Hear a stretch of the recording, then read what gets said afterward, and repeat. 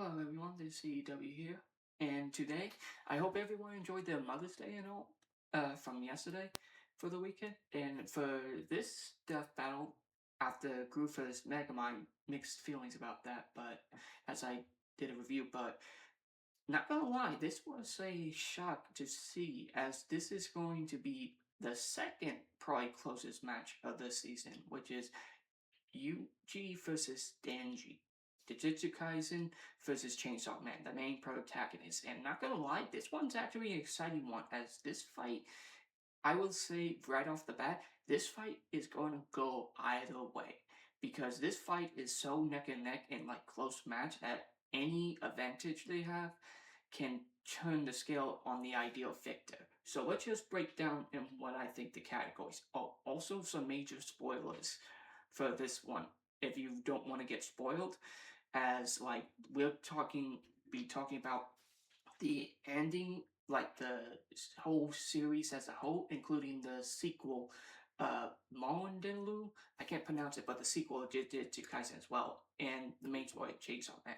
So let's just start off with that. How I think this fight's gonna go. Like I said, this one is very close, as both five categories ideally will be struck down in how they're going to do, starting with strength, combat, speed, abilities, and most importantly, um, curse energy, especially with Yuji in the sequel arc, with him being more experienced with his abilities, against Denji's Pucha, which we'll get into later. I really got to. But let's start off with strength and speed, as those two will actually play a code. Combat wise, I will say right away is a draw, because both of them have shown to be quick on the fly, very experienced taking on and defeated high profile enemies, far experienced of them, such as Sukuna and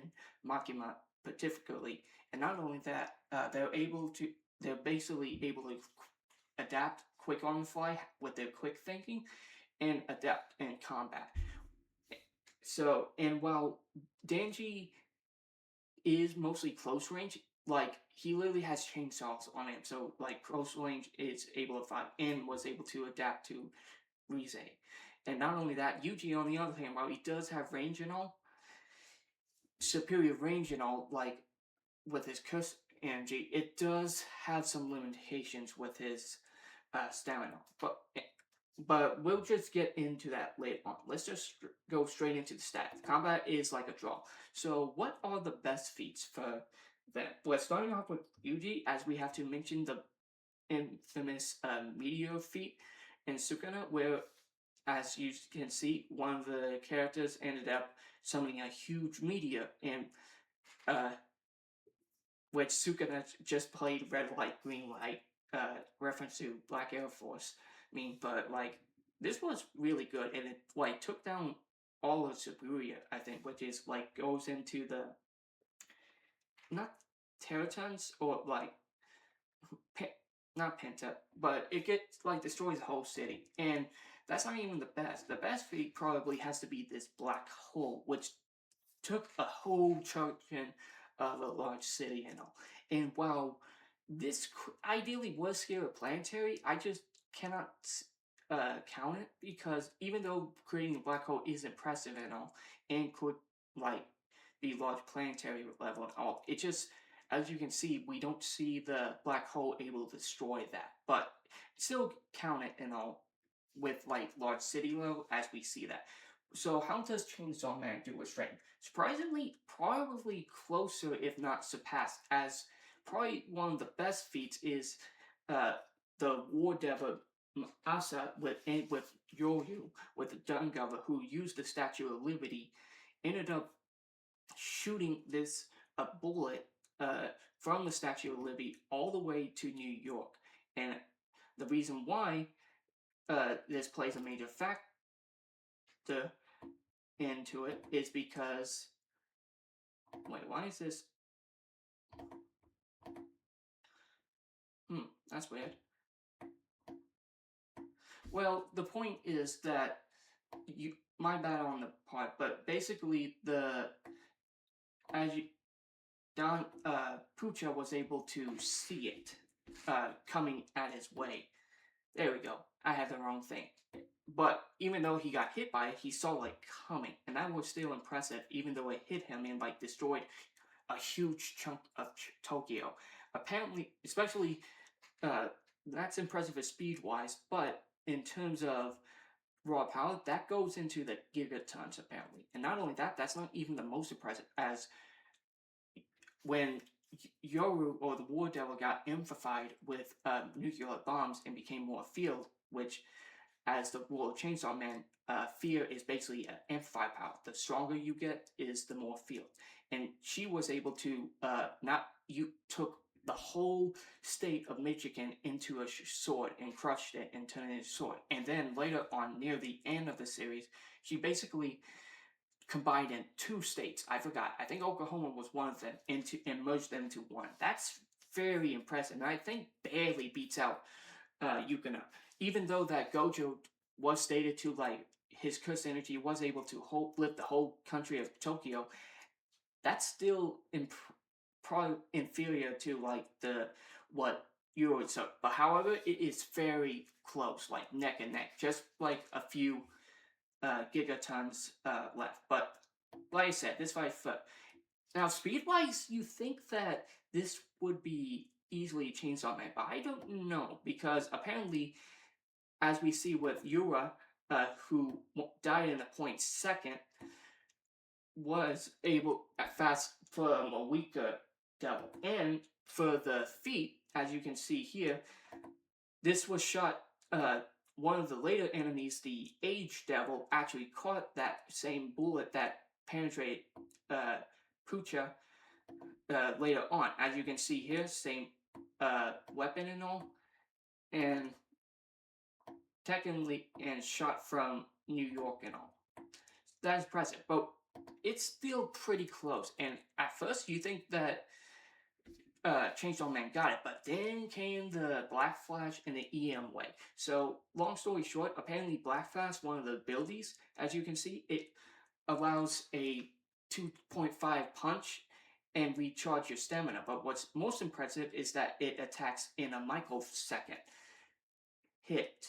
And that compares to Sukuna, who later fought a character using an EM wave, and he was able to slice it. And remember, EM wave, similar if you've seen Junker for Springtrap, that's 2.5 times the speed of light, like radio waves. That's how fast it can do. However, surprisingly, Chainsaw Man barely blitzes it, because Yuhu, who was about to die when she got the arms cut off, actually was able to reform new arms in the less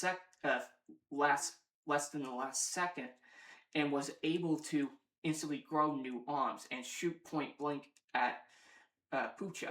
And remember, her arms were separate. One was in the Gulf of Mexico, and the other one was in Soviet Russia in Mount Everest. So, like I said, so far this fight is definitely probably going to decide on strength and speed, but I could see Denji win both of them, only barely, because of like the hidden lore and like the hidden details and the feats that were done.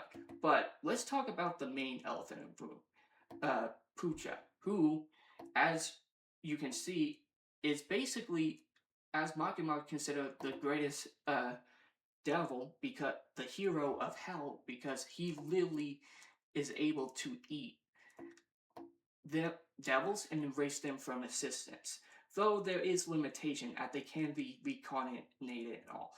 But the fact is that Makima stated that even with the four horsemen and all of devils in hell was able to fight him for eternity, Chainsaw Man still won. Pucha still won. And this is confirmed by Yoru later on, who basically confirmed that he not only did the War Devil lost, but it's literally in the story that she basically was weakened by him, and war was forgotten was because of her losing it, Pucha, and her eating her, erasing war from existence until later on.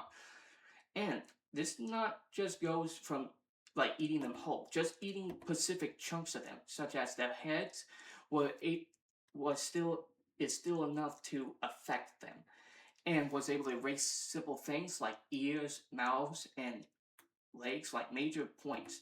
And even Makima, she did remember in them.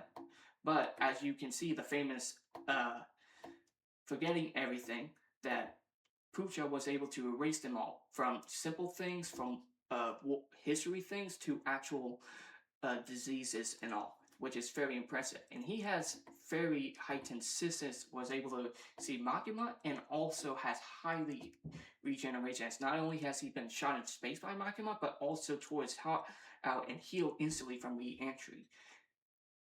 But this is where Pucha is impressive, but this is the part where Yuji actually makes a comeback and actually makes this fight close. All thanks to his curse energy. Basically, raw energy from negative emotions in life, and can be used to weaponize it. Like Ghostbusters energy. But what's make Yuji able to do it is that he was able to adapt so much, not later on, that he actually gained blood painting. Basically, was able to weaponize his own blood with training, and especially in the sequel, Monothu, mispronunciation, he was able to manipulate his blood so well that he can, especially in his final showdown with Sukuna, was able to manipulate his own blood. He can weaponize it, basically making it explode, uh, taking using it to as tentacles to like cover a building and take out all 15 enemies with precise precision, and like I said, poisoning or making it explode, like those three. He's eight, and remember, this is a guy in the sequel. 86 years has passed since the manga of the first one, Jujutsu Kaisen, in the finale and all. So he has a lot of experience of controlling his abilities, unlike Denji has. But his greatest feat is domain expansion, able to go his ability to travel to his into his soul, like traveling people into his soul and able to. And this is where his trump cards come in, which is able to copy Sukuna's famous final moves, just as Dismantle, which basically target is invisible attack that immediately like slices uh, the person's soul to pieces. And Chainsaw Man is impressive and all, but I don't think that they have shown any type of feat that Yuji has to defend against the soul. Even though that Denji has immunity to like being transformed into a doll from the doll devil, and has defeated people like Makima, who is able to control people, it's still impressive of how he can do, especially with his endurance of like fighting the Eternity Devil for 3 days straight by drinking all his blood and basically overpowering him to basically submit by like extreme planes. Even though that Denji did pass out and all, and Yoru did the same thing without eating and was able to fight the Eternity Devil as well and kill it. But so has Gojo, who was able to keep his stamina, like staying awake for 3 days straight. So, but I still consider better endurance, especially with that regeneration. Wow. Yuji does have regeneration instantly. It does consume a lot more, and like just drinking blood and all was good. But he also can resist mental attacks by removing a chunk of his brain, and he might be able to counter domain expansion, since he has shown to technically what's, well, as you can see, he's able to resurrect drinking a lot of blood. As long as he drinks a lot of blood in his system, he can come back from it. But it does, again, a weakness as elimination of his blood and all, as see here. But should Pucha will always come in his system, and Yuji does have to kill both of them. But should they be in a pickle, they can fuse together with Danji's brain and quick with and Pucha's durability.